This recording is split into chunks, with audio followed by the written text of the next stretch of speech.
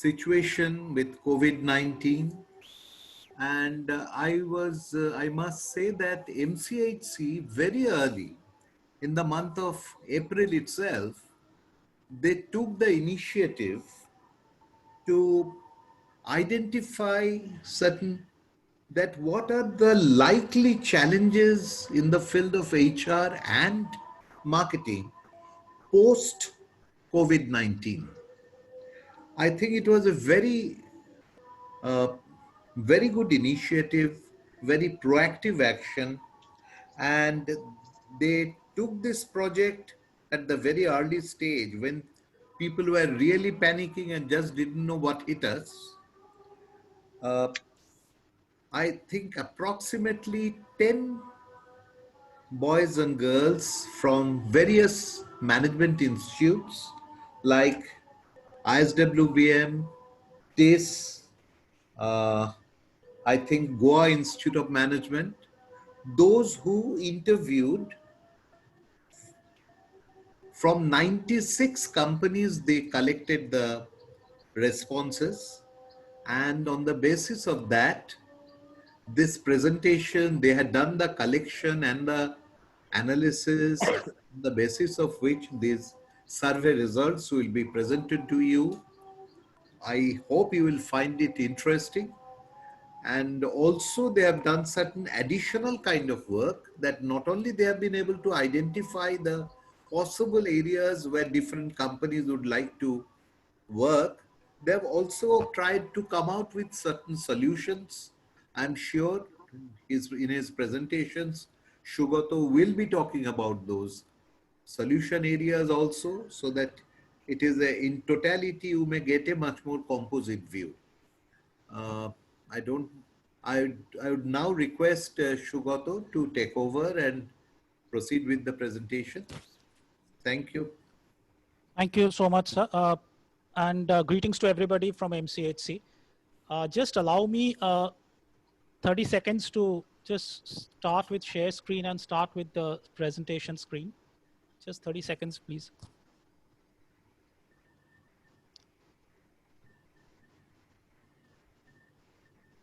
Is this visible to everybody? If I could grab one or two feedback, is this visible? Yeah, at least to Very me. clear, very clear. Yes, yes, Shugato, it's absolutely Perfect. Shugato, before you start, for all the participants, if you have got any question during the session while Shugato is presenting, you can just unmute your mic and present, or you can put your question in your chat box as well. Okay? Yeah, Shugato, please go ahead. Yeah, thank you. Thank you, Dr. Das. Yeah, so as you might see the heading here that we are talking about, what are the challenges that the industry feel they face? And this is a survey that we did. Timelines were mentioned between April to June, about June, July, actually it kind of slipped into July also. And we are trying to put together here what we found from the industry as their voice. So it is essentially an industry feedback. It is essentially from the captains of the industry, what they believe shall be our are already our challenges and shall continue to be so for some time to come. So let's quickly get into the survey. First and foremost, as always, some data which is here that, the findings are purely the last point, a respondent's view, as I said. So just keep that in mind. We haven't had any value adding on the respondent's view directly. First, let's look at the industry spectrum, which we covered. There are about 96 companies, as Mr. Dipankar Banerjee mentioned, that we covered. And amongst that, there is a split between, we tried and covered, as much as possible, different industry segments, from manufacturing to IT, ITES, to FMCG, telecom, and if you could follow my cursor, telecom, entertainment, healthcare, consulting, financial services, fintech, and etc. And largely, if you find that while we did get responses back from many and almost all of them, what we tried to do here is we have taken into this survey only those responses which were complete in every sense. So if there was a set of responses that came back with some questions unanswered or not clearly answered, we have, for the sake of for statistical continuity and validity, we have not taken those responses into account. So if I leave those responses, there are 96 clean cut responses, of which the split is here. About 33% and 18% is the next highest block, belong to manufacturing and ITES, from where we could get responses. But also there have been fair amount of responses from other industry types, from FMCG, telecom, entertainment, healthcare, etc., etc. Essential point that I think it's a fairly representative sample and a fairly exhaustive feedback base from where we can draw reasonably, if not accurate, at least indicative ideas of what's happening and what the industry feels are their key challenges. By the way, as Dr. Dash mentioned, if anybody would wish to ask questions, please feel free to unmute and ask at any point of time. During the presentation, after the presentation, the choice is yours. This being the overall split of the industry, what essentially has now been the response like. So we have looked at the response and we have kind of sliced and diced it on various levels, vertical and horizontal. And following are some of the key highlights. It's obviously not possible in a presentation like this to go deep into every element of the survey, but what I would rather like is that we will look at the key highlights, which I think are information and informative enough. So what did people feel about the survey in general? Just a second, I think I have a challenge where the slides are not moving again. So, okay, yeah. So now here, if you notice, and this is an interesting data for all of us, from all the people that we surveyed, 45%, and please do follow my cursor in case the font is not big enough for you or whatever, because depending on whether you're watching on a screen or a phone, it might become difficult. So I'm reading it out for you. If you could just follow my cursor. 45%, and then here we have in green 26%. Between these two, they are saying either extremely severely impacted or are reasonably impacted because of the COVID. In every sense of the word impacted, as far as overall business is concerned. And there were other small segments where they are saying moderately impacted, mildly impacted, depending on these, maybe the industry type or the stage of evolution of the industry, etc. However, the interesting point is there's a set of 11% people from our respondent who came back and said, contrary to common sense, that we are positively impacted. So I think that's a key takeaway. So it's necessarily one learning possibly is that while largely there is a lot of doomsday and naysayers going on, possibly there's a small segment which are saying we are positively impacted because of COVID. The businesses actually gained traction rather than lose revenue. And our common sense examples could be some part of healthcare industry. Certainly any and many business which go online today, all the online retail portals are doing very well. And the data is available elsewhere, so I'm not getting there. So these could be some of the typical examples of those who might have said that we are doing better than before, unlike earlier. Unlike the others who are obviously saying, the majority, that we are severely impacted. Now let's get one level below this, deeper, and let's see what that exactly means. When they say impacted, this next question we posed them is, what is the estimated drop in revenue over the next 6 months? From the time of the survey, we said over a 6 month, what is your estimated revenue drop because of COVID? And there is a 33% plus 26%. This 33% actually is saying it's under 10%. So they see a revenue drop, but not significantly so because of COVID. However, there, as we go from clockwise from right to left, the percentage impact increases. So if you find that there is a yellow of 19% and a 11%, which is in red or orange, whatever, which are saying that, Dr. Das, if you could admit, somebody is, I think, waiting. I have admitted. If you can hear me. Yeah. So thank you. So there is a 21 to 30%, 31 to 40%. And in one case, 11% are they saying more than 40%, which is as good as business shutting down. I mean, I think we all understand the impact or the implication of this statement. People who are saying anything between 20% plus. So except this 33%, which is saying about maybe below 10%, single digit impact in terms of revenue drop, the balance 67% in some form or the other are talking about a drop of anywhere between, in not only in double digits, right up to plus 30%, plus 40% also. So I think the fact that industry has been impacted is obvious. It's pretty much a reality.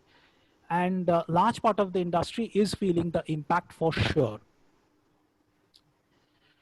Now, so what we think there is somebody waiting, Dr. Das, if you could just please admit. I have admitted. Sandeep was waiting. Sandeep Saha is waiting. Yeah, I have admitted. Sorry. So now we also ask them, because if they're telling us, thank you, sir. If they're telling us that the revenue impact will be so and so, etc. So obvious question we have to also check with them is that how long do they think this impact will last, the COVID impact, and therefore the consequential revenue and other impacts because of COVID. And it's a worrisome indication, because industry captains feel, and maybe rightly so, I think it's common sense, that 48%, in fact, which is close to 50% of the population, is saying 6 months to a year. This 6 month would be possibly, we can take it from the time of the service, so say around June, if I take a median cutoff. So maybe from June, so we are easily looking at December. So 2020 is a goner. I think most of the industry people are saying that pretty much it's gone. 33% are saying more than 4 to 6 months, which is again between October to December this year, minimum. And 20%, close to 20% are saying more than a year, which means they are not seeing much traction happening in the market, in the industry, maybe not even before the next financial year starts. Essential learning, it doesn't seem to be going away soon, even if COVID kind of tapers off, which I think none of us, at least not me, I'm an expert of commenting in terms of the health part. How soon will it be here? How long will it be, the health part of it? But post that also, industry will still take time to come out, and I think that's common sense. And these are the estimated impact time as felt by the industry. Therefore, the next logical question was, now that we are living in a new normal, how are you managing to cope with it? Let us have your perspective. This is what we asked the industry captain. How are you trying to deal with it? And as Dipankar Banerjee sir mentioned, I would like to pause here to also mention that when we were looking at these responses and trying to put together a presentation and analyze the responses, etc., we also realized that many of us like us who are consultants in the space, who are in the market as consultants and experts and go to the organizations and industry as consulting experts, we need to also look inwards and recalibrate our portfolio so that we remain normal and relevant in the new normal. So therefore, what we would like to also do in between at certain stages, we'd like to share with you how we have come out with new portfolios for ourselves, which makes, we believe, and we are confident, we will still make us relevant for the challenges that the industry shall be facing now and going forward. Now, the first thing we asked, which is the best and the most obvious thing, that how ready are you to transform your HR processes from offline to online, to digital? Now, interestingly, and while I have written here at the bottom, it's a slow traction towards digitization as far as this block is concerned, and I will tell you why. It's only blue is 7%, which says yes, 41% says partly. Interestingly, 18%, which is green, they're saying no, we would still not like to transform, or at least we are not thinking of transforming our HR processes onto the digital platform as yet. Again, these are data as of June, July, so pretty relevant and pretty recent. So there is still, interestingly, this 18% who still feel they are good to go without getting online, which is interesting. However, 41% and 7%, which is close to 50%, are saying yes, we have to, and either entirely or partly we will move online. We'll take all our HR activities online because we don't have much option. Offices are closed, people are working from home, etc. And of course, there is a 20% close to us saying we already are online. Maybe most of the ITES kind of industry people are saying we are pretty much online already. So it's not something new for us. So we are good to go. And 15% are still wondering what to do. They can't say, should we go online? Should we not go online? At least these 18% are sure we are not going online. We are not getting into a value judgment of whether it's a wise decision or not a wise decision. That's not for us to comment upon. They have their reasons, I'm sure. But at least they are sure what they're doing, good, bad, ugly. There is this 15% who are wondering whether they should or should not, and they're still kind of discussing. Possibly, if you do the survey again and 2 months down the line, this 19%, my common sense is 15% might actually come down because going online is an imperative now. It's no more an option. And then we obviously asked them that if you have to go online, what are amongst the various HR activities, which are the ones you would like to go online first with? What are your priorities? And this is an interesting sign, and I think it's a no-brainer.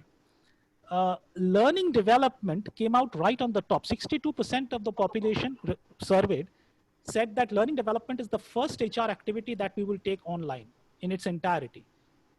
Recruitment, 54%. They said that we will take hiring online. This was the feedback. 54% put this right at the top. Development center and assessment center, there were fewer. PMS, many said, 54% said PMS is on top of our priority list. So if I look at this is, and of course, talent management and manpower rationalization, of course, is a reality post-COVID. People have to look at numbers. Might be they have to reduce numbers depending on the industry, the company, etc. But 46%, 54%, 54%, 62%. So clearly learning development, hiring process, PMS, and the entire talent management piece, these are the few things out of the various HR value chain activities that these 96 respondents felt they would want to take online before the others, before the other HR activities. Interestingly, HR compliance comes in at only 23%, which is contrarian to common sense, but this is what the feedback is. So we were discussing why this could be so, because this is one of the first things that people would love to go online with, and possibly we guesstimated, possibly, we are not sure. We were doing some brainstorming amongst ourselves, and the considered wisdom was that this is either already online for very many of them, of those organizations, which is why they are no more a priority to go online now because of COVID, or alternatively, HR compliance is something that they are so used to doing offline, they don't see that going online immediately, especially for large manufacturing units. So we don't know which one is the true answer. Maybe it's a combination of both. But essential point is that it's the developmental part of HR, which is L&D, PMS, talent management. These are finding serious traction in terms of going online. Had this been something we would have gone, and interestingly, an opinion from us, I was wondering, supposing this was 6 months back, January or February even, and had we gone to a corporate and said, please move all your L&D, all your hiring, all your PMS, and all your talent management pieces online, if you had gone and said to an HR head, they would have laughed us out. But look at the reality today. In 6 months' time, industry themselves are saying we don't have a choice. So COVID actually has made certain things faster. I wouldn't say better, but certainly faster, for sure. And we keep saying the jargons like change is the only constant, accept it. Not in reality, we often don't change. And that's the other reality. But fact remains that now people are saying we don't have much of a choice. Another interesting piece. Sure, please. As an OD specialist, I would say what I keep on telling in my sessions, that change is a constant process, but more constant is the resistance to the change. You bet. Very true. All HR people know. Every HR people knows that how strong it is. I can't agree with you more. True. Absolutely so. Resistance, and every married man too. Yeah. Yeah, serious. No, it's good to have a smile. Okay, so a new jargon in Indian corporate now, work from home. Again, if you had said this 6 months back, they would have said, you're crazy. What crap is this? But look at it today. It's 56%, which is a whopping number, is saying yes to work from home. Interestingly, I don't think they're saying it necessarily because all of them are equally convinced about it. I'm not too sure of that. From our survey, it didn't come out. Possibly they're doing it out of compulsion. Not all of them, but many of them. But even if it is out of compulsion, the fact is that there is a sudden but definite traction towards work from home, even if it is by conviction or compulsion, what have you. And if it is going from working at office to work from home, as many of us are witnessing, experiencing now, those who are in the corporate worlds, our workspace, we know that large part of our work time is now online, at home, from home, logging in like we are doing right now. Had this been 6 months back, I'm sure this kind of a meeting would have happened physically in some room where people would have been invited, etc., etc.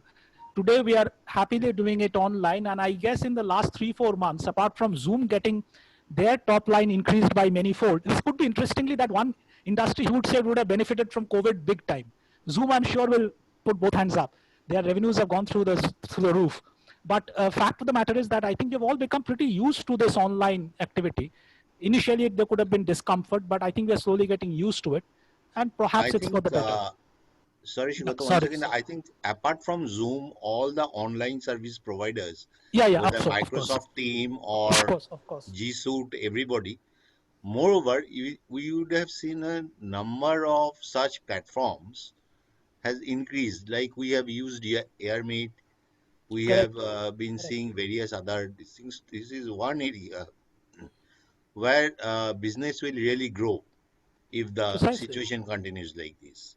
It's Okay. already grown and it will continue, no doubt about it. But I think this change towards online will not peter away post COVID. There is a certain amount of threshold that has been reached, but that's a personal observation, not connected to the survey.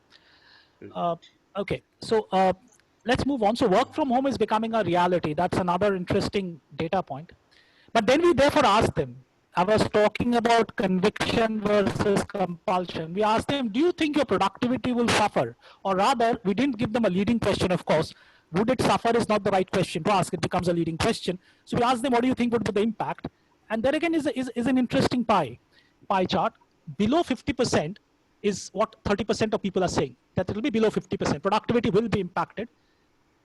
Interestingly, it's only 11%. I'll take you to the highlights of the data, which is this pink, if you follow my cursor, who are saying there will be no impact on productivity. Productivity will remain the same. So 11% believe that productivity will not suffer. It will be as good. However, the rest of the part, that is 89% in some form or the other, depending on the industry and the type, are saying productivity will be severely hampered, which is why I made that observation that probably people are still doing it out of compulsion. They are worried productivity will suffer. They're not necessarily doing it out of conviction, except that 11%. Although in many cases, these worries that productivity will suffer is not necessarily based on facts. It's often based on past experience and past perception.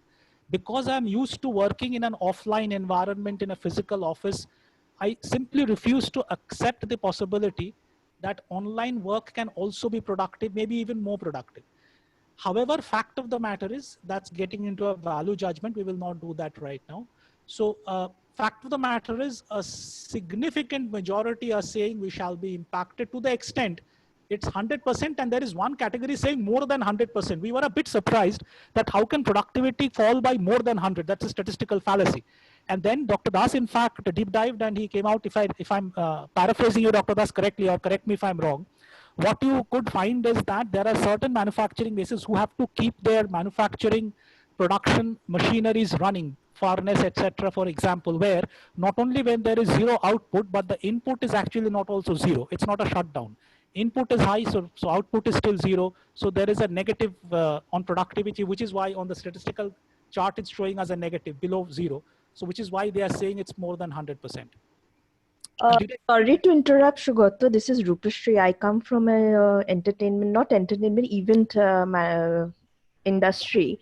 Yeah. And what we found, I mean, compared to going to office and working, our productivity actually has increased. Like we are there and accessing our mails throughout the day with whatever. And so I think that way we don't stop working in a certain hours. We just keep on working. So I think the productivity of people have increased a little bit compared to the general. Okay, thank you. I think you belong to that 11%. Good to know. But I'm saying that, or it could be, and it's a valid point, or it could be, Rupashri, because of the kind of industry you are part of, which lends itself to this possibility better than others. But in a classical manufacturing or equivalent, they might find it more difficult. But I buy your point that to blindly say productivity would drop by a certain percentage, I'm not too sure you need to be that kind of a doomsday sayer.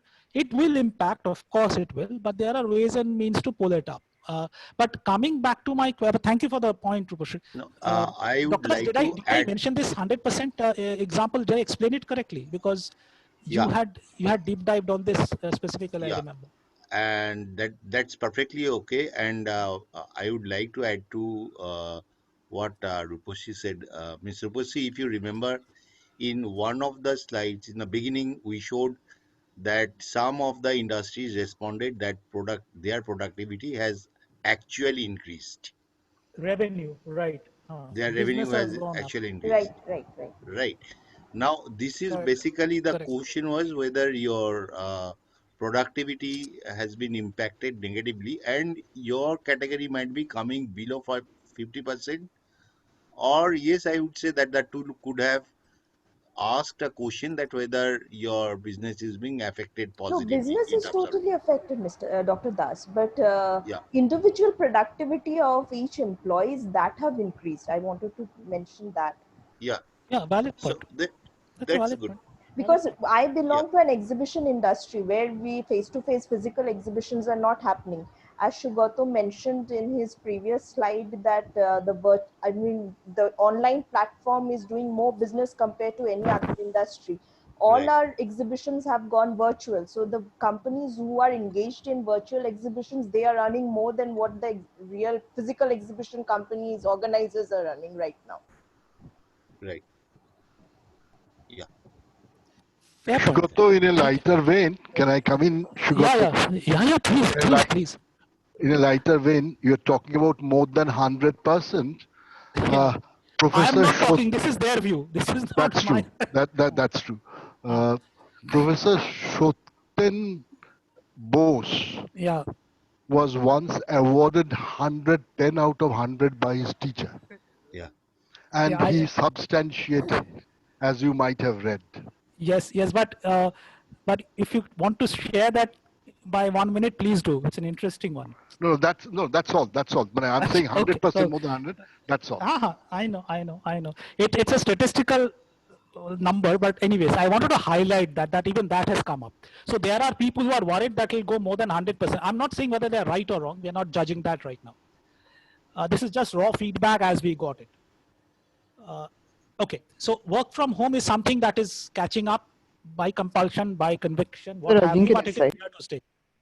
Yeah, sure. So I'm not sure how valid this suggestion or my point is. I just wanted to say out of the split up in all these 96 companies, the percentage of manufacturing or the industries which have impacted much and people are not able to work from home or contribute much from home might be the bigger number. That number might be big. Yeah, of course it is, because if you remember our first slide, if I remember the data, 33% are manufacturing in our whole setup, this survey base. Yeah. So yeah, that's a point. See, we have the detailed data. Obviously, this is only the summary presentation, but the observation you're making merits a look at the raw data. You're correct. Okay, so when we looked at all this so far, we quickly said, is it that we are ready to support if organizations are not going online, for whatever reason they're going online, your work from home is becoming the new norm, whatever it is, productivity, people are worried shall fall. So as consultants, what do we do? How can we support you? So we quickly said, and this, I'm not spending time on this, we looked at ourselves and we said, these are the few things we can do therefore. So we recapped, recalibrated, reskilled our own portfolio. We said that we can do few things here as against opposite to offline, do it now for your transition from off to online. And we can translate the real life HR process. I'm just highlighting the key one, the major one, to a virtual platform with checks and balance. Because the way you run a process on offline, obviously you have to undergo some, if not a lot of changes when you go online. And trial run the process and freeze the new process with training to your stakeholders. So this transition from off to online with all the necessary nuts and bolts put in place is something we can be partnering you with if you so desire. And as a continuation of that, also correspondingly manage, review, calibrate, edit your policies and procedures now to support more online business than the offline. For example, your travel policy, local travel might need to change. Hypothetical example, very, very basic raw example. Or how do you measure productivity when somebody is sitting at home and working, vis-a-vis sitting at office? How do you measure productivity when somebody is not working as many hours on the shop floor, manufacturing floor as he used to yesterday? So these are therefore all collated into the last bullet. Digitize your MIS, redraft, recalibrate your MIS to tackle an online work system, and then digitize. Obviously, the MIS has to be online also. At what frequency must it be filled? Who shall review? How shall it be reviewed? Everything goes into this. In fact, one of the major challenges that has come into since I was deep diving with this project, the reporting structure and the maintenance of the working hour on the virtual platform. So we are ready to give the solutions. That's why we thought that we should make it in the presentation. Yeah, sure. Yeah, thank you. Thank you. So we then looked at a few specific or key verticals of HR where people had said earlier, if you remember, hiring was something that they said they will go online with first, or they were one of the priorities. This is an interesting data contrary to common sense. Actually, we were surprised. 73% plus are saying retention is a challenge. We were worried that did we get the answer right? Did we make a mistake in today's market when jobs are not there? How can retention of employee be a challenge? It's oxymoronic. I mean, it doesn't make sense. But then when we deep dive, you realize that large part of our base also included, and consciously so, SME and MSME and manufacturing, as Ajinkya was also saying. And for them, a large part of them are also blue collar and semi-white collars. And there, because of migration, because of labor movement, because of people moving away from their work location back to their home location, etc., people are worried that retention shall and will be a challenge. So that's not, please don't look at this only as a white collar data. It is not. White collar, I think, belong to this part where there is not much of retention challenge for maybe not the right reasons, but still. But this part is largely the non-white collar, maybe the quasi-white and blue collar, or a combination, maybe few white collars also. But this is apparently a contradiction in terms, but we thought this has come up, so we should share. And this is the clarification why this is seemingly a contradictory data is thrown up like this. But on hiring, when we looked at, just a point on that, the labor migration, the great labor migration that happened. Yeah. Hello? I didn't get that. Hello? I don't know who's talking, but... Ajinkya was talking. So the labor migration that happened might have an impact on fact, yeah. They're getting muted, Ajinkya, so I don't know if I could hear you, but anyway. So that labor migration point, am I audible? Yeah. Yeah, you're audible now, yes. So the labor migration that happened from the metro cities to the back to home, yeah, that might have an... Yeah, that is contributing to this. Yeah, that's what I said. That is contributing to the 70%, of course. Of course. Okay, now let's move on. A digital transformation. Now, when we said, can you and would you convert your hiring process end to end, move it online? 50+% are saying yes, we shall fully, and that's an interesting trend. I know of a fact of an organization. I was part of that when I was the HRA, where we had moved to hiring online, much to the initial discomfort of many line managers. But that's a different story. Here and many are today saying we shall move it online. And interestingly, personal experience of mine is that in a large organization, geographically spread manufacturing unit. A manufacturing company with 40 branch offices across the country, if I look at India only, and hiring on an average about 30 per month hires on an average, not interviews, I'm saying actual onboarding, target being about 30 or requirement being about 30. Our online hiring process not only became far more efficient, we were doing many more hires at 1/6 the cost, total cost. So HR budgets benefited, efficiency improved. So the point I'm making is that other organizations out of this 96, 50+% are saying we shall move. And another about 10% are saying, 9% are saying, yes, we shall, but we shall move one part of it. Bottom line, about 60%, this put together, There is still a 30%, close to 40%, we are saying, no, we shall not. But close to 60%, which is an overwhelming majority, are saying we shall move our hiring process now and in future online. And interesting point is if you move it online, it's not easy to move it back offline again suddenly. Yeah, sorry. Please. Go to one clarification. Please, sir. For myself. Does it mention anything about the levels? It does. It does. So it's a valid question. This is across levels. It doesn't specify a level. We are saying across level. This is a summary feedback. And if you ask me that is there any further slice and dice below this? Yes. Large part of this would obviously because of the number of hiring that happened more at the base than at the top.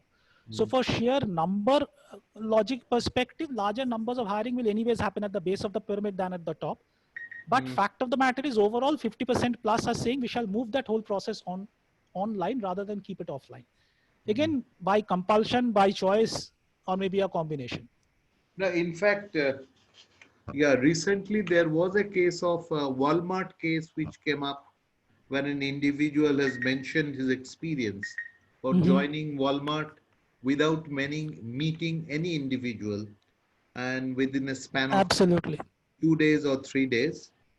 And so that's an interesting, but anyway, don't like to deviate from that's a fact. And in fact, with the coming of AI, that is only going to get more automated, but that's an early day. AI is not really into India right now, so let's not go there.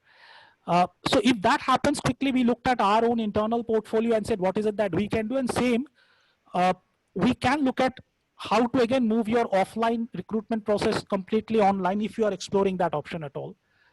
But also, and this is one highlight I would like you to draw your attention to, that we want to create pathway to convert all your selection tools, which is today interview or profiling checks that you do offline, physical interviews, pen and paper profile test, or whatever you might be doing. We have the capability to convert it to completely online using also AI plugins if and where required, and test run the process and handhold you and then hand it over back to you, so that there is no error at the end of the day. PMS, if you remember in the earlier slide, was another priority area as evinced by everybody. Likewise, 70% plus are saying we'll move PMS fully into the digital domain. So I will not spend too much time on this. This is how we have relooked our own portfolio of how we can support you should you want to move your PMS online. By the way, one caveat here, this online, moving PMS online is not what many organizations today have, is having PMS executed on an HRMS platform. We are not talking about that only. That is only data fed into an HRMS. We are talking about actual end-to-end performance management system completely going online with virtual interaction. It will be extremely useful for organizations which have a large geography spread where physical interaction is a challenge. Not only for COVID, even otherwise, because it involves travel, it involves cost, etc. Training was another area where people, if you remember in that slide, said that that's priority learning and development. And again, 85% plus, yes, we want to go online on training. I think that's a no-brainer. That's something that can be, people think are easy to do. So people are saying we shall do it. We are not so sure it is that easy, but never mind. That's what the response is. And out of this 85% who are saying we will take our training online, and which is a huge overwhelming majority. Out of this 85%, when we asked further, they said 47% said that it will be the behavioral training which we shall take. And there is a slight error. You have to pardon us. There is a typo error. I have to check the data. Please bear with me, because there are twice we have achieved behavioral, which has been something else. Anyway, and the major, but that's a small percentage, so we can ignore that. 37.5% is saying technical training will take online, and 6% are saying we'll take off the other kind of training. Oh, sorry, I remember. This is not behavioral. This 9% is like those outdoor team building kind of activities. That is what they are talking about. So it is nomenclatured wrong. So please excuse us for that. So this 9% is the kind of outbound trainings that organizations do. Can that be converted to online? The answer is still yes. Will the impact be the same? Jury is still out, but it can be done. it's not the time to say, no, it can't be done. We can figure out ways, and there are available options in the market today, which the way we can do it. How ready are you? We asked them the next question. You are saying we'll go online. So how ready are you? People said yes, 50% said we are moderately agree that we are ready. When we asked them, this was a leading question, are you ready? And they said, yes, we are, is 28.1%. We are ready now to shift training online. When I say ready, what I meant in our question, what we meant was in terms of infrastructure, mindset, culture, orientation, etc. Not actual work, that obviously they will have to still do. But so these were the kind of responses. And moderately disagree and strongly disagree are 0. So nobody is really disagreeing that they are at all not ready. They're not saying that. And a significant majority, in other words, this is one domain where organizations are willing now to put a firm foot forward on taking things online. And again, likewise, what we can do is we can look at your IDPs, if any, your development program, performance appraisal systems, how to do your online training. Online training, doing it is very different to doing it in classroom on a virtual platform. The timings change, the duration change, the methodology changes, the kind of case studies you give changes, etc., etc.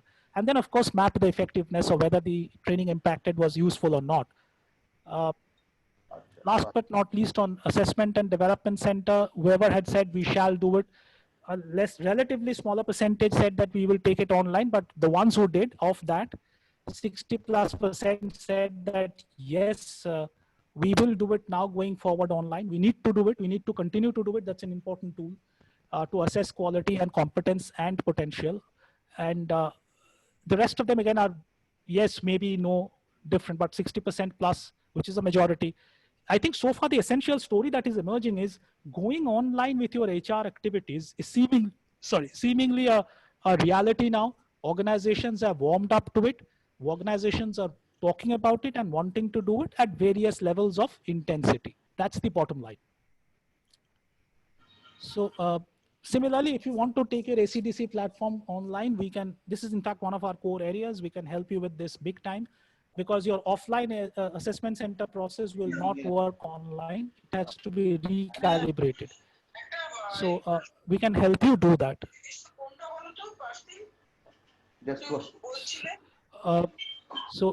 On manpower rationalization, this is a sensitive point. We asked them, because of COVID, will you lose people? Are you required to sack people? And before we asked that, 89% or whatever, close to that, said yes, revisiting the manpower plan is a given. We don't have a choice. Whether people will increase or decrease sorry, is a secondary question, but going back to our manpower plan and revisiting the plan is no more a choice. It's an obvious thing. So when actually, that happens, sorry, Shugat, in the earlier slide, there are some industries who failed when we said that their business is going to be positively impacted. They also feel that they need to do they need to revisit their manpower plan. People whose business are negatively impacted, they also feel that they need to revisit their manpower plan. So it's like ultimately the fact is revisiting of the total participants. Whether headcount goes up or comes down is part 2, but largely it will come down, because obviously, should you want to do that, we can help you with the process of how to go about estimating your correct manpower in the new COVID times. The technical part of it, how in agreement provide support in making the strategy, create the pathway, etc. The whole 9 yards. Support you with negotiation in case you have to let people go. How do you go about doing that in a very painless way, or as painless? I think it's not going to happen, but as with minimum friction as possible.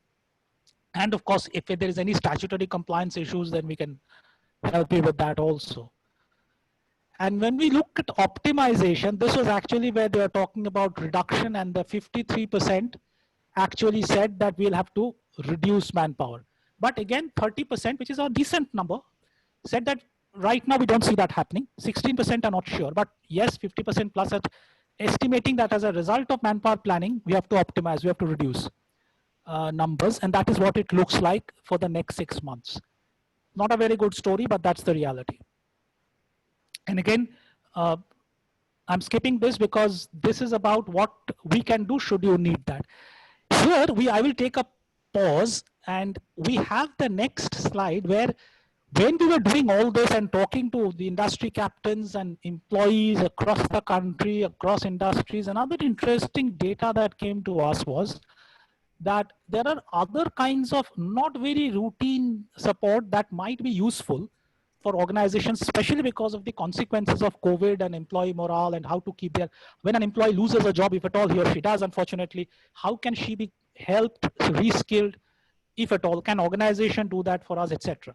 So we have plugged it under additional HR support that we thought we should be able to provide, and we recalibrated ourselves and reoriented ourselves to bring in these competencies amongst us. Should some organization need this, we should be able to also be there with them for that support. For this, I would in fact request Mr. Dipankar Banerjee to please come in now and take us through the first one, which is on coaching and leadership. Because before that, Shugato, just one point. Now, please. Just one point. Now, in your the entire survey, whatever you have projected and the kind of things about the 96 companies and the different stream. Now, who were actually interviewed? It is the which level? Is it the top level people, or is the middle level people, or is the the scattered level of people? Because that's very important. Because this is a judgmental kind of things. A lot of data has come, which needs to be seen from that perspective. So what is your view on that? Mr. Bandyopadhyay, we have majorly interviewed L1 to L3 level of people, not below them. Okay, fine. Essentially decision makers, let's put it that way. Okay, fine. Absolutely. Mr. Dipankar Banerjee, sir, if you could. Sure. Should I bring in the points, or should I wait for you? No, please do not bring in the points. In fact, that may not be relevant. I'm thinking about it. It is not so much the points there. Sure. Essentially, what we have confronted is an unprecedented situation, and this unprecedented crisis and challenges, has brought back certain things what we always knew, but to my mind, suddenly it has again brought back that into focus. Essentially, the issues of one, crisis management. We always talked about crisis management, and we said firefighting is crisis management, which it is not, because we were never prepared for it. Crisis management and emphasizing on elaborate problem solving. These are some of the major focus area where I am getting into. Essentially, if you look at the process as something like the adversity quotient, how are you going to deal with the adversity situations? So let me elaborate it a little bit. That this situation has suddenly brought into focus what we always knew but never paid attention to. Because these are all interconnected, since all of us are HR people, or rather closely linked to people management. We know that in reality at the time of PMS, how we get connected and concerned and with purely the measurement of the output and distribution of the reward. That becomes the major focus. In the process, we very often ignore one very important part, and we merely pay lip service to it. That is identification of the potential. We talk about competencies, we talk about many things, but ultimately at the end of the day, weightage given to competency assessment is really a major question mark. We have now realized, because of the COVID situation, because of the unprecedented crisis, that past leadership behavior and past successes are not going to determine your future success. Merely when we are going up the ladder in the organization, the more one's work is going to be done through other people. And many companies have found that promoting people with excellent domain technical skill, it's really not working beyond a point. At senior level, role demands change. Apart from operational and functional excellence, they are not now responsible for strategic decisions and implementations thereof, and that requires them to interact directly with not only with the peers within the organization, but also critical people outside the organization, including the bureaucracy, including the political leaders, important vendors, customers, sometimes handling media, which is becoming a part, gradually becoming a large part of the senior level work. And that is where I think it is also important that early identification of potential is going to be a very critical factor. Also, another issue is coming to this, that what is the solution? We know that we have got millions and of millions of people available. At the same time, there is a shortage of leadership. And the leadership issue, you cannot go on chopping and churning and finding out leaders. The only way is now, perhaps, in fact, pandemic has taught us that we have to develop leaders now, and leaders have to become coaches. Coaching becomes a very, very important part of a managerial function. So can we help leaders to become coaches and developers to unlock leadership potentials? That is becoming a very, very critical area. But how do you become coaches? It is just not becoming a, everybody cannot be sent for getting a coaching certification. And in fact, am I ready for becoming a coach? So I suppose it is not the idea that every manager has to become a coach. But as a part of my job, if I have undergone coaching, it is becoming important that at senior level, so much of pressure is developing. People need coaching. That doesn't mean that, you know, you are hundreds of people or thousands of managers, you are going to make them coaches. No, but identify the people, those who needs, those who have to undergo coaching. And at the same time, many of them have identified them, those who also can become coaches, for internal coaches for their own company. What is an executive coaching? Executive coaching is nothing, it is essentially we are talking about, it involves about a one-to-one relationship in a setting of confidentiality for personal development and also more effectiveness in your newer role or your existing role. It is likely to give you more. It is likely to help you in solve more near-term issues. I'm not talking about mentoring.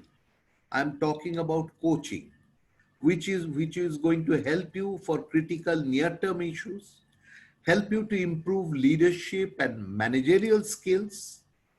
We also need it, you know, various types of ways of coaching is there. We need to have some kind of 360 degrees feedback that helps coaching.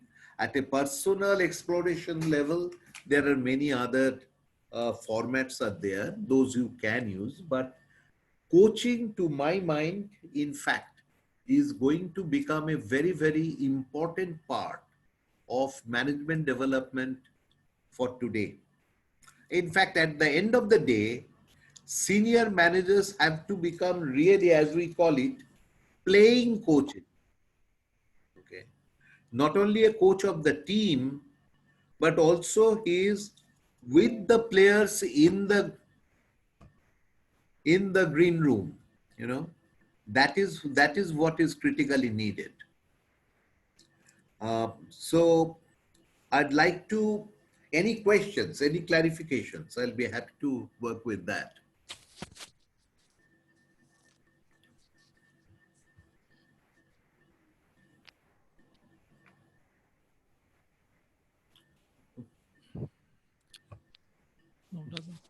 Well, if there are no specific questions or clarifications, then I'd like to hand it over to Sugato.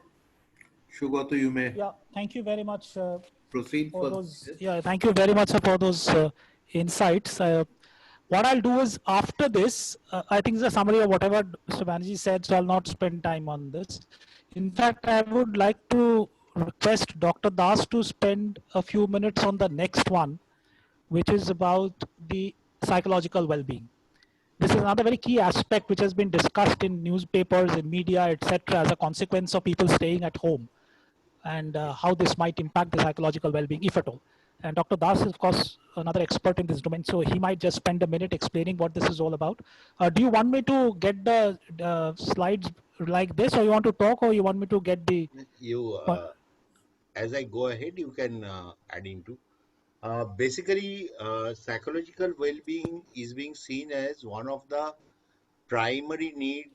Apart from survey, I have been part of different HR groups, and everybody felt that it's going to be one of the key need for the industry at this moment, at least, because people are getting into new normal. They are not really accustomed to it. A lot of kind of inhibitions, kind of fear mind, and lot of anxiety, tensions are getting into. See, on a day-to-day work situation, when you used to work from home, office, you could interact with your colleagues, you could go into the canteen with your people of your choice. As all of us as HR students know that informal group dynamics and the formal group dynamics and informal group dynamics is always being more powerful than the formal group dynamics. Now people are basically losing that touch of colleagues, superiors at work environment, and moreover there is also a family pressure when people are working from home. It is not only the boss who was demanding earlier, now it is also the family demand. So getting adjusted to the new situation, to the new normal. Shugato, you are unmute, you have to unmute yourself. So that's okay. uh, Deliberately muted, there could be a surround noise, okay. that's why. So that is why we decided to come up with this solution. Yeah, Shugato, go ahead with the points. See, basically what we shall be following as HR professionals during our classes, when we talked about the employee counseling and all the 7 golden steps, and we have got a lot of other associates who are experts, particularly like Ms. Urmi Basu or Ms. Pia Sengupta, who are willing to take up these things on our behalf, who are doing this on day in and day out basis. So this is what is a particular service which we are prepared to give to the industry. In fact, in MCHC, there are certain areas where we are tied up with other professionals who are experts into their domain. Like in e-commerce, when Shugato comes, we'll talk about it. We have got another associate member who takes care of the e-commerce vertical. Okay, Sugata, go ahead. Thank you, Dr. Das. So this was the psychological well-being, which I thought is important because this has come up as a matter of discussion anyway in the industry today. That being the HR part, we want to quickly give you a snapshot on what the same respondents felt about the impact on sales and marketing. This feedback was not only limited to HR heads, but also their colleagues in the sales and marketing department, typically the CXO and L1 levels in the sales and marketing, as what is the business impact that their colleagues in the sales and marketing department felt. A quick snapshot, forget what is written here, that's something I'll explain here from the data itself.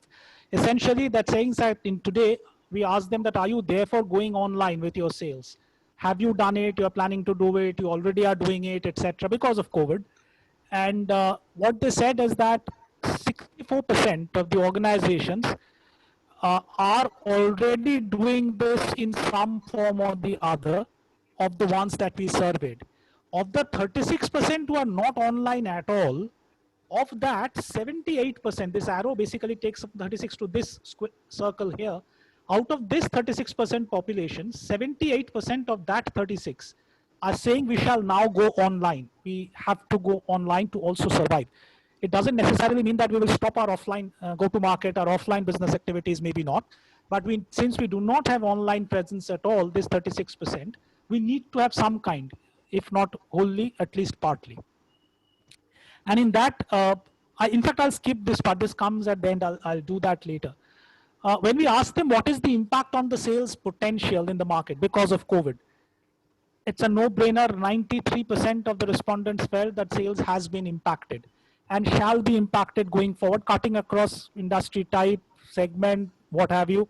It's a no-brainer, so it's an obvious data. That 7% who felt that no, it is not impacted are the ones who are getting benefited, like the few industry that we are talking about who actually are positively impacted. What we can do here is, if we necessary, what we said is, we looked at our portfolio and we said we can help such organizations who are facing a sales potential challenge, sales business challenge, to do a focused research to identify which segments are negatively impacted of their entire customer segment, and then explore optimal alternatives, if at all, etc. So this is more a research kind of a solution. However, we asked them, therefore, how do you plan to mitigate this? And we said, is product diversification an option? And 50% of the organizations have decided to move away from its core business to focus on other or new services. This is an interesting data. They are saying we need to move to something else. And 50% have decided not to move away from its core business and focus on new products or services. However, out of the 50% who want diversification, 71% want to carry out a new product line with existing system management, commercial process, etc. And the 50% who want product diversification, 29 want to carry out a new line with everything new. Net, bottom line, 50% are thinking of product diversification, of which 50%, out of this 50%, 71% are saying we will diversify, but in the similar category. 29% are saying we will in fact expand the category itself. One typical example, though we are not supposed to take names, I will not take name of one of the clients. It is India's largest multinational, one of the India's largest multinational into multi-product categories. They are into FMCG, they are into cigarettes, tobacco, they are into consumer goods, they are into multiple things. Other services also, other service industry also. And they are, for example, looking at this, they fall into this 71%, who are saying we will optimize on our existing portfolios, but bring in new portfolios. This is something I want to spend a minute on. If things go online, as far as sales is concerned, you need to have sales performance tracking tools as against an offline business where you can have your reports and your MIS, which is pen and paper. Here, I think what is important is we ask them that do you have adequate or effective sales performance tracking tools for online work? And a large percentage, while they are saying they are using sales performance tracking tools, 71% are already doing it, but that's not good enough for an online business. That's very good for an offline business. So it's like an FMCG company which has distribution, dealer, retail business reaching deep into the country. It could be, let's say, a consumer product company like a telecom or ITC or the Tatas or whoever, Hindustan Levers, you name it. Unilever, sorry, nowadays. So you name it. They have a deep distribution reaching into the deep depth of the country, but 71% as them saying, yes, we have a good sales performance tracking tool. However, of that, a lot, 63% need to make it more relevant for online business, which is currently not the case. So that is the interesting story, that while they may be having sales performance trackers, it needs to be calibrated to be able to manage and operate effectively in an online business environment where the sales team is operating half the time off the market. They are not in the market. The sales manager and the sales team is not talking and meeting on a physical basis. They are on virtual platforms. So when we talk sales performance trackers, we are talking end to end, a complete CRM, a complete SFA, as we call it, a Salesforce automation tool. And that's what we are saying here, that we can customize, design and customized sales tracking tools, and you train your team on the usage of it, which is basically an SFA. We can bring in a Salesforce automation tool for you, which will track your sales and your people end to end. The ones we interviewed, those 96, these are the distribution of how they go to market. 36% have, this is just pure data, have deep distribution. 64% also have B2B, some have modern sales, some do it through blogs, social media. So it's these are the various go-to-market options that are there, which is self-explanatory, referral systems, and different companies use a combination of these. Some do all, some do few, depending on what their offline business was like. But in the online environment, post-COVID or during COVID, a large part of this have to start using modern sales, blog, social media, referrals, direct mailers in some form, electronic media. This does not mean television, by the way. Here, electronic media means using social media and offshoots of that, online sales, etc. So how ready are we on that? Some are more ready, some are less ready amongst the ones we surveyed. And we said, if necessary, bottom line, we can come and help you on that also. Some of the key challenges, according to people, tracking changes in consumer behavior. 50% are saying it's becoming a challenge. Maintaining brand loyalty, deploying my sales team across when I can't let the sales team go and visit the market. So there, how do I deploy my sales team? Increased online advertisement is becoming a reality. Decreased offline advertisement. So in print media, elsewhere, on physical banners, posters, hoardings, etc. Because people are moving less, that is becoming a challenge. People view that less, etc. So, but the essential point again is the traction seems to be going. It's not so critical who says how much, which percentage is what. More importantly, I think the bigger takeaway is that people are saying that even for my sales and marketing activities, I need to shift gear, and that's the biggest takeaway. And we can help you by deploying your sales team for effective online strategies. So convert your offline sales strategy to your online sales. It's a different ball game. If yesterday, name is an example, this is not the actual data, just an example. If let's say a Unilever says that I used to get 90% of my total revenue from offline sales, and today 30% need to be from, instead of 10% from online, I need to at least take it to 30%. To fight the COVID scenario, then how will that 20% incremental come from? What is it that I need to do differently to make that 10% online go to 30%? So those are the few things we can discuss and work with you together and bring to the table our expertise. Few other same thing, the challenges they face, obvious ones, face-to-face sales is not happening. Managing, this is their open-ended question feedback, manage a remote distributed marketing team. I don't know how to do it.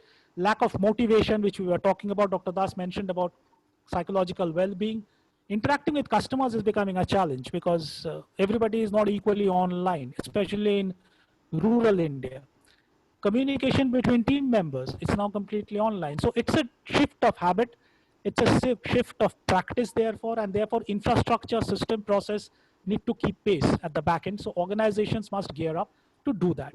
And we said the same thing, that we can do this for you should you need it. In summary, what we can do is provide you a customized sales training for B2C and B2B domains, depending on what you are doing in the market. Designing a relevant digital sales strategy. First a strategy, then an action plan for implementation. First of all, do you have a digital sales strategy? Second, developing sales process and tracking tools for your online sales. effective social media plan. Social media is going to be already is and it's going to increasingly become extremely important and needs to be part of your overall digital sales strategy. So how ready are you with this? We can help you, partner you with us, and equally at executing process, and most important, audit the existing process if you already have one and see how we can improve them.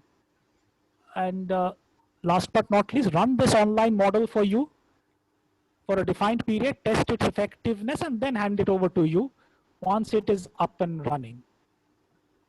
So we are not saying we'll just come and train and go away. We'll actually be there with you on the ground, executing it with you, partnering with you, and then hand it over to you. Last but not least, we have a separate vertical that Dr. Das was mentioning. Extremely strong requirement today because of online business shift.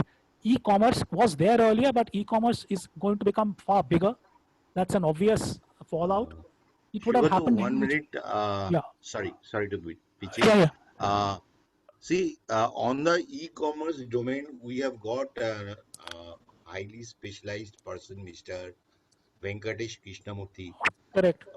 Who is particularly specialized on the e-commerce domain. So, correct. Yeah, Shugata Karian. I mean, I think you can give a better introduction to Venki. No, that's okay. Venki is our associate, and we know Venki. We work together on this. On the e-commerce, all I'm saying is for this presentation, suffice it to say that e-commerce is already there in India, would have increasingly had its own organic growth, but because of COVID, it will now have an accelerated growth. And e-commerce is all about the things that you see here. But should I, for example, I'm sitting in rural India, I want to buy a product online. I only understand my local language, which is, let's say, Telugu, a particular dialect of Telugu. Now, if I open a screen and I only see on Amazon English or Hindi or Bangla, maybe, I don't know how to read, I might have a challenge in transacting on the platform. Whereas the same me, I was yesterday going and buying the product from the shop, local Kirana shop in my village. So if I can't do that online, the company is losing that revenue. So e-commerce will give you that multiple language screen, will give you integration with payment gateways and so on. So I'm not getting into the technology details here. Bottom line is that every online business, especially when you take your sales marketing business online and transact online, you exchange money online with your customer, you need e-commerce domains for A, smooth transaction, B, money transaction as per RBI guidelines, and approved gateways so that there is no money laundering of any kind.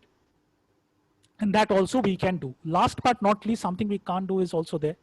Interestingly, this data threw up some of the other challenges. This is our last slide. Financial management in COVID times, people felt will be a challenge. It already is. How to manage my money as an organization. We are short on revenue. It's pinching on our bottom line. Supply chain and logistics, delivering goods to the retail corners of the country, to people, to you and I, to shops. Buying goods and taking it to our factory for manufacturing raw materials. Operational efficiencies on the floor. People are not all there. People are working in shifts. Everybody's efficiency is not equal because of various psychological reasons, so on and so forth. These have also come up as concerns as voiced by these industry captains. However, unfortunately or fortunately, these are areas which we do not have any expertise in.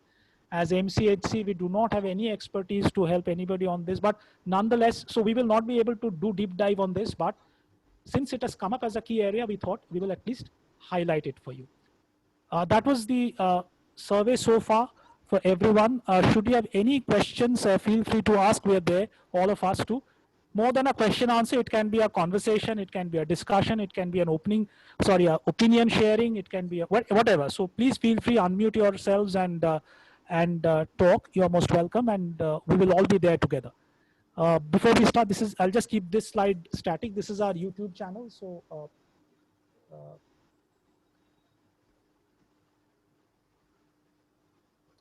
yeah, so anybody, please feel free to unmute and go ahead. Any view, any thought, any observation, any question, anything.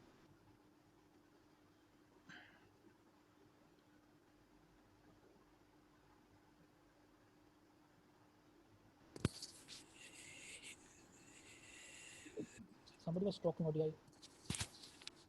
Anybody would like to start? Am I audible? I don't know. Yes, you are, Pragata.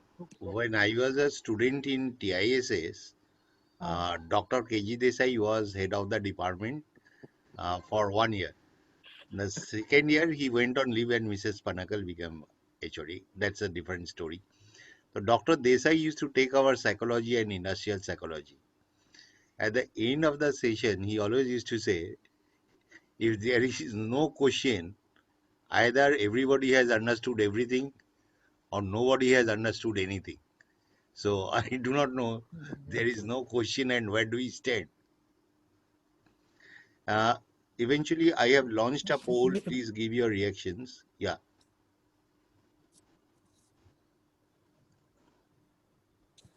Because I can't see the entire screen. So I can't see the poll. Maybe you have to relaunch, Dr. Das. No, because I have minimized it because it was I am on share screen, so it was showing here on the screen, so I have minimized it. No, it came up, then it came up as a pop-up, then it went away. I couldn't figure out. We have got responses. Okay. It's still fine. on. Fair enough. So again, I can't see the entire participant screen now, so because I have my slide on. So if anybody would like to, maybe if Mr. Mukherjee or Dr. Das, if you can see the other participants, because I can't see more than 6 or 7. No, even I can. No, there is a down arrow. You click that. No, I know, but there is something. I think there is a static on my screen, so I'll figure that out later. Sugata, hi, this is Arvind. Am I audible? Yeah, please go ahead, Mr. Jain. Yeah, thank you so much. I mean, it was a refreshing presentation. We've all been struggling for the last 120 odd days, sitting in our house, trying to increase the productivity for organizations and simultaneously managing the daily roles and shows of our house, which I thought was easy. But when I started doing it, I realized, doing a job outside is much easier than taking care of the house itself. Productivity has fallen inside the house. It's true for all of us. So kudos to you, your team, for putting this together. Pre-COVID times, I remember we said the world was at a cusp where we said geography is history. What I meant was, people, ideas, resources, both man and machine, could really travel across the globe. That's right. It was one small global village, as we call it. And now with the COVID times and how geopolitically it has panned out, geography seems to be back. The free movement of people, resources, ideas, thoughts are now restricted to NATO countries or Quad countries, and anything that's against the +1, which is China. That's right. Does that give us an opportunity of ensuring that the best talent, which was otherwise traveling across the globe, now remains in the country, and therefore the HR practices that we talked of today, in terms of at least the talent acquisition and management bit, COVID perhaps was not a nightmare but a blessing in disguise? I would want everybody to respond. It's a free question. It's a free platform. But if I could just go first, I have a slightly different take on that, Mr. Jain. Am I audible? Yeah, yes. Am I audible? Yes. So my take is, you're absolutely correct that, thank you. You're absolutely right. I can't agree with you more that the physical movement is now restricted. However, I have two views. One, is this physical restriction specific to COVID? And if yes, maybe it is limited in time. So are we looking at a horizon of 6 months, another 1 year, and beyond that, it's in terms of at least physical movement, would people still start traveling back to wherever they want to go? That is one question or an observation. The other part is irrespective, I think increasingly, and that's something I keep talking about in my other seminars and all, I am a strong believer that organizations and business and the ecosystem is increasingly going to move on to an online space, irrespective of COVID. COVID has only maybe highlighted it. I wouldn't even accelerate it, but highlighted the reality and the possibilities. But it's a reality, maybe because I am from a kind of background that with a little bit of technology that I understand. I am a strong believer that it is an imperative. And if that be the case, people will increasingly start working from the virtual space. And resources, manpower. You mentioned very interestingly hiring, recruitment and talent. I would be of the view that, talent will now become geography independent, in the sense that I can source somebody, the best resource from UK, and make him or her work virtually for me. However, that will not be easy and not be all encompassing across industry immediately. That I agree. It's a matter of another decade in my estimate. So yeah, I mean, in the immediate future, I buy your point, but over a medium to long term, maybe it will be agnostic to that issue. That's my take. Thanks, Chirito. Yeah. Others may please feel free to give I their would views. just add, Mr. Jain, see, I'm not talking about whether it's a blessing or not, but certainly it is not. But for some industries, the COVID had made them revisit the roles that they were holding so far. And I was talking to a lot of people, especially in hotel industry and service industry. They are of the opinion that we are doing a actually job analysis, and it was par force because of the COVID-19 situation, and they found that a lot of positions or roles are actually redundant. They don't require it, which probably they wouldn't have done it unless the COVID-19 wouldn't have come. So it has certainly thrown some of our insights, but certainly I don't like to stay in this kind of a situation. But certainly the norms are changing, and we are learning to, survive in a different kind of environment altogether, when we could do away with a lot of jobs and roles, etc., etc. Yeah, back to Sugato and Mr. Jain. Arvind, at one point of time, Darwin said that after a certain time, human society will go walk back and the tree of the evolution. Okay, so I don't know whether this is going to do that to us, but it is definitely a new normal where we are trying to cope up with this new normal situation with different modalities. So let us see where do we land up. That certain things are to be decided by the environment. We can only adapt to the situation. Can't agree with you more, Doctor. On a lighter note, Mr. Jain, you've given me one trigger which I can't stop myself. Amongst, and this is for everybody who is listening in, amongst us in the group in MCHC, they have got fed up with me because at every possible second and opportunity I get, I jump up and talk about this. And I'm sure they'll all be resigned to me. They know what is coming from me now. They pretty much can predict, but I'll still say it. No, we will not. Go ahead. I am a strong believer of the advent of technology, especially AI and machine learning, which is pretty much here and now. It's not a future, it's not science fiction. And many industries and many organizations have already adapted. And I think I'm saying it's an imperative. It's not an option. The sooner the organizations do it, the better they'll be faster off the block. Else they might actually find themselves standing by and letting others steal a march. The reason I'm saying this only is because in context to your question, that ecosystem is actually taking us to a different plane altogether with Industrial Revolution 4.0, which is very different in terms of size, scale, intensity, and pace to even Industry Revolution 3.0, which is computerization. So the world will be very different over the next 15, maybe a decade and a half to maybe 2 decades.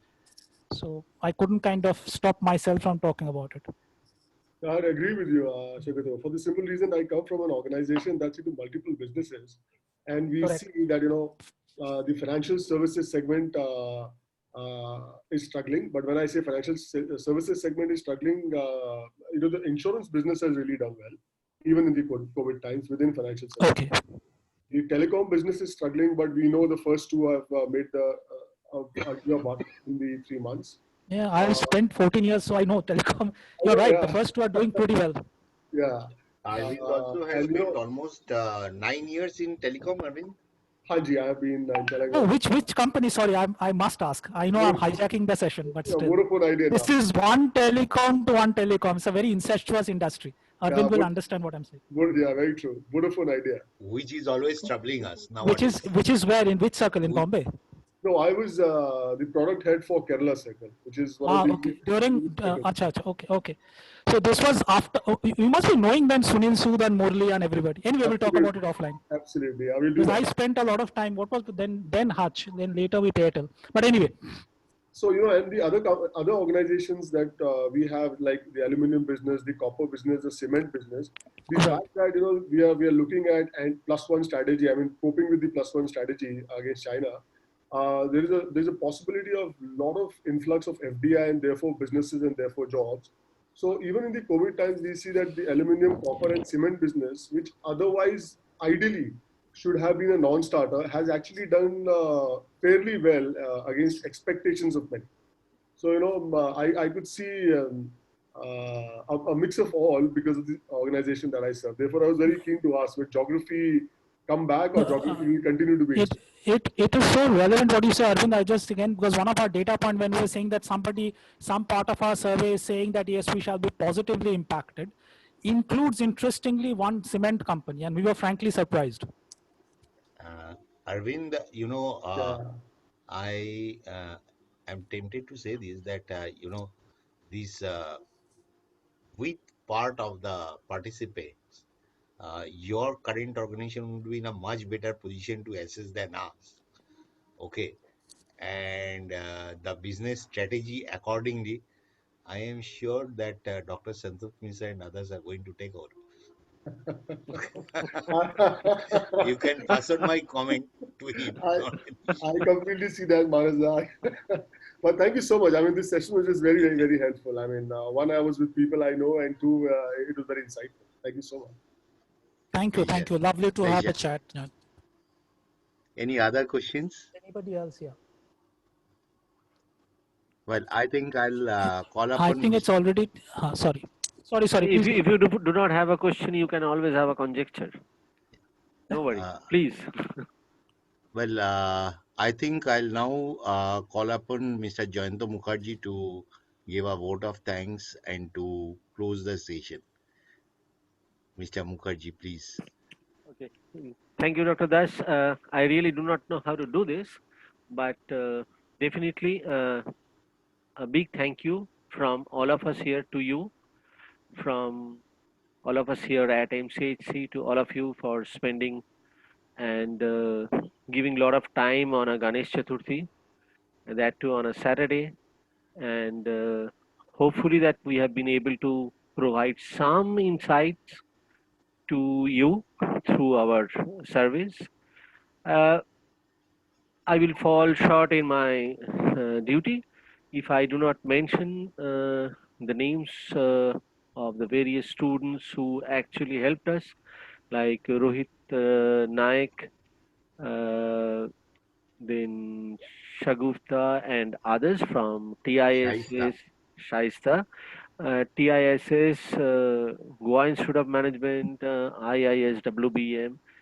And thank you so much, a big thank you, that without you, we wouldn't have been able to put up this presentation to the audience.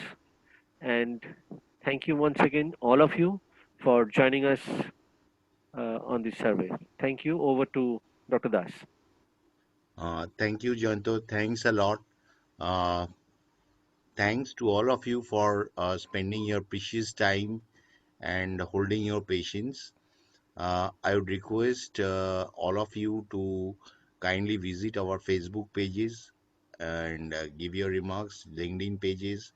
We are on LinkedIn, we are on YouTube, we are on Facebook, we are on Twitter. You can visit our website, www.mchc-cm.com, and you are free to give your comments. You can connect with us. The numbers are all given there. And thank you. Thanks a lot for spending your valuable time, as Jayanto said, on a Saturday, particularly on a Ganesh Chaturthi, and today also is a Jain festival. Uh, yeah, No. today is a Jain festival. So in spite of that, people have come, joined, and I'm very, very thankful to the students of TISS, Goa Institute of Management, SCHMRD, ISWBM. All of them have given their best, and not last but least, not least is XISS. I forgot XISS. All their students, and they know how they have possibly got the experience of their pre-work life working with us. And those who have worked with me, they know that how hard it was to cope up with the demand. So that is it. Thank you. We hope to see you again in a similar situation on a similar platform. We'll stream the records on YouTube and other channels as well, uh, so that you all can see this. Okay, that's all. Thank you. Thank you very much. Thank you and bye-bye, Thank you, everybody. everybody. Thank you. Have a great weekend. Bye-bye. Thank you, sir. Thank you so much, sir.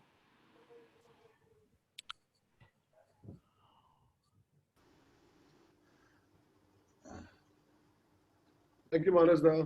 Thank you, Arvind.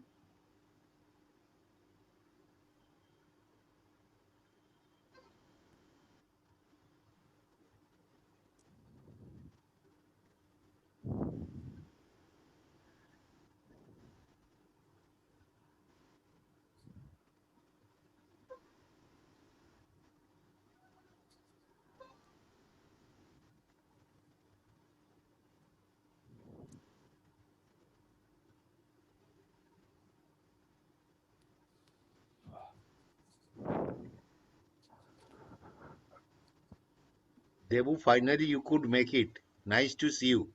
Devashish Brahma is my batchmate. 1986. Yes, I know. I TISS. have.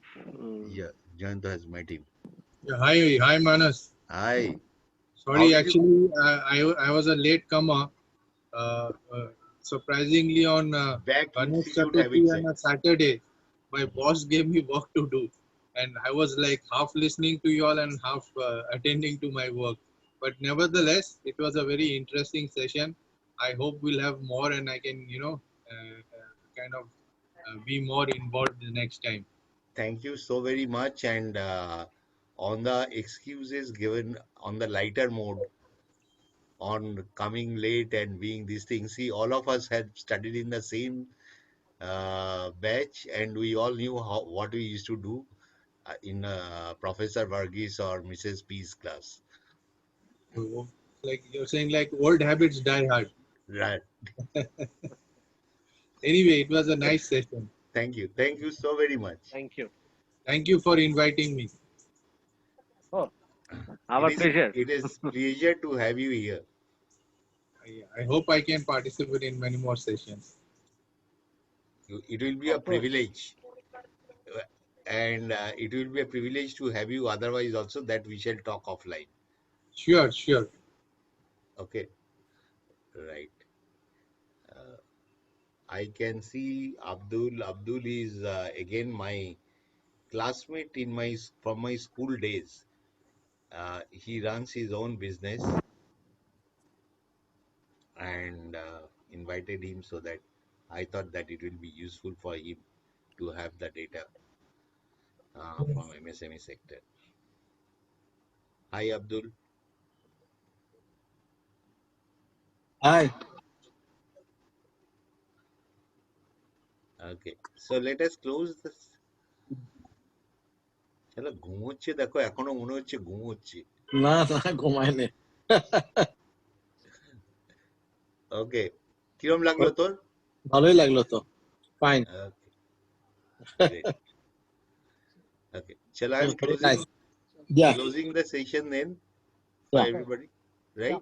Okay, thank you. Okay, thank you.